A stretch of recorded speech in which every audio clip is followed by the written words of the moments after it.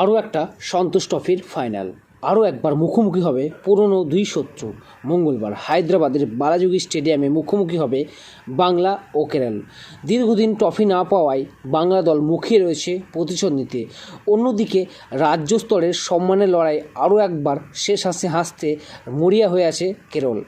এই নিয়ে সন্তোষ ট্রফির ফাইনালে মোট 47 বার উঠল বাংলা, তারা ট্রফি জিতেছে মাত্র 32 বার। অন্যদিকে কেরল 16তম ফাইনাল খেলতে উঠবে 8ম ট্রফি জেতার লক্ষ্যে। বাংলা শেষবার 2016-17 মরশুমে ট্রফি জিতেছিল, আর শেষ দুইবার 17-18 এবং 21-22 মরশুমে তারা ফাইনালে হেরেছে এই কেরলের কাছেই। গত মূল পর্বই পেরোতে পারেনি বাংলার কোচ সঞ্জয় সেন জানিয়েছেন, অতীত এবং সাফল্যের কথা নিয়ে তিনি ভাবতে চান না। তিনি বলেছেন, সন্তোষ ট্রফির ফাইনালে ওঠা হয়তো অন্য দলগুলোর কাছে কৃতিত্বের হতে পারে, তবে আমাদের কাছে নয়। বাংলার কাছে ফাইনালে ওঠার অর্থ শূন্য।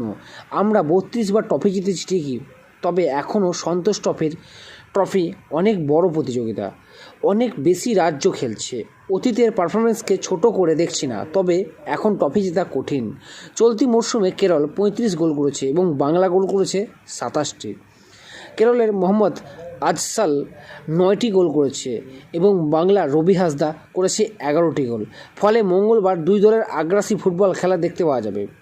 দুই দলই অপরাজিত থেকে ফাইনালে উঠেছে। স্ট্রাইকারদের প্রতি গোটা দলের অতিরিক্ত নির্ভর হয়ে পড়াটাই সঞ্জয়ের চিন্তা। বলেছেন, স্ট্রাইকারদের ব্যাপারটা ভালো লাগতে পারে, তবে আমি শুধু জিততে চাই না, গোল কে করলো মাথায় রাখি না। ফাইনালে আমরা শুধু নরহরি বা রবির উপরেই নির্ভর করতে পারি না। এবার সন্তোষ ট্রফি সর্বোচ্চ গোলদাতা রবি বলেছেন, দারুণ প্রতিযোগিতায় গিয়েছি আমরা, এতগুলো গোল করব ভাবতে পারিনি। প্রথমবার ফাইনাল খেলতে নামছি, নিজের সেরাটা দিতে চাই। এখন দেখার বিষয়, সন্তোষ ট্রফি জিতে বাংলার আবার গৌরব কি বাংলায় ফিরে আসে কিনা, নাকি কেরল দ্বিতীয়বারের মতন আবার চ্যাম্পিয়ন হবে।